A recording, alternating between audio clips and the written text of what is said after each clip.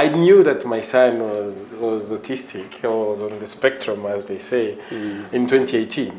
And since then, my life changed. And changed for the better. I'm a better person because of it. But before reaching that, there's the challenges one goes through. And I started the business because of that.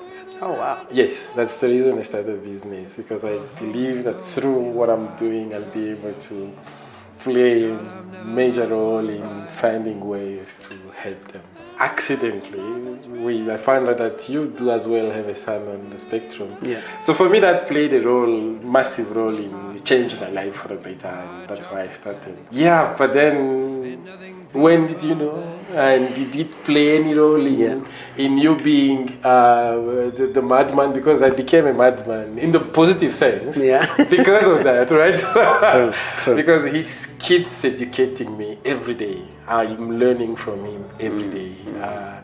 He's my biggest blessing, to be honest. Yeah. So what was your journey? And this is one of the topics I love discussing, because very few people are willing to share these kind of blessings. Yeah. Some people see us and say they are saying it's a blessing because they just want to feel comfortable. But I think I've also come to learn that I think I'm also autistic. Yeah, you're also autistic. I'm definitely autistic. I've learned in the journey of autism and the spectrum, for those who do not understand what ASD is, autism spectrum disorder, is not a disease. It's a way of experiencing life and how you perceive the world. So if you look at the history, autistic people have done great stuff. The guy who invented bulbs, he a physician, he was also autistic.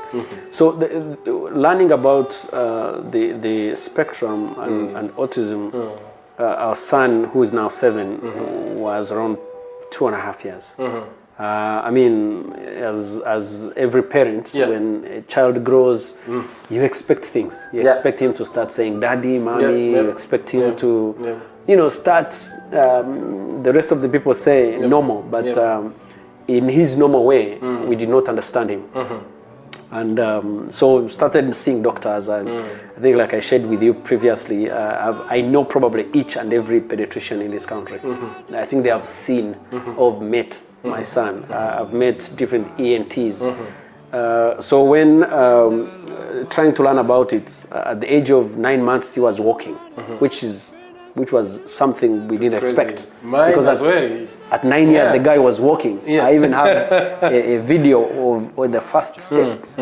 So, but at 2 years, when he couldn't, pronounce mommy, daddy, we started getting worried.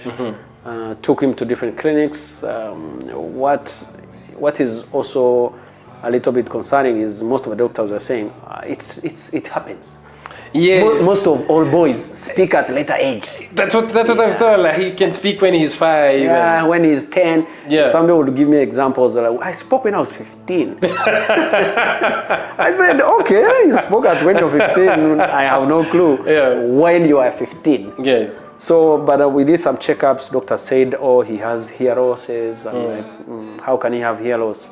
When he's in his room and he can hear us. He comes.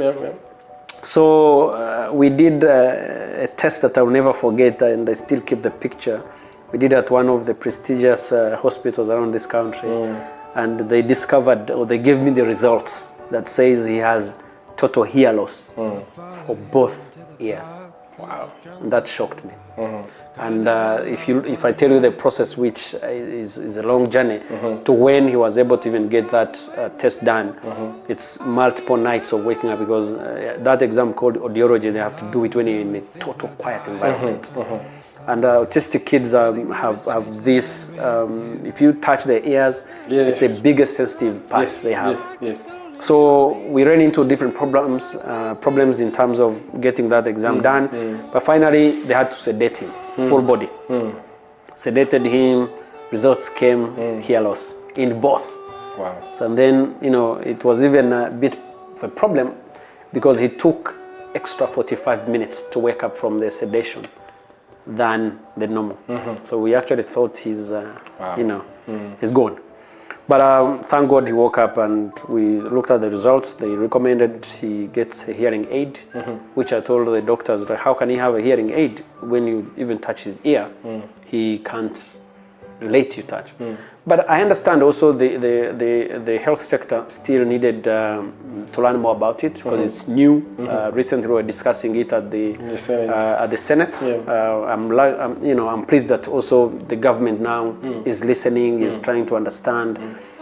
When I was sharing my story with the Senate, people were crying. I said, why would you cry? Because we know it's not a disease, and I'm happy that the government now recognizes it as not a disease, but a way of how different people experience the world. So I went to Nairobi to a hospital called Gertrude Children's Hospital. That's when they told us it's not anything else. It's this kid is on a spectrum. I said, what the hell is? Sorry about that. So now that's when they started explaining he's autistic. What is autism? Then they took me through. Someone can be autistic, which is ASD. Someone can be ADHD, which is attention deficit hyperactive disorder. Someone can be Down syndrome.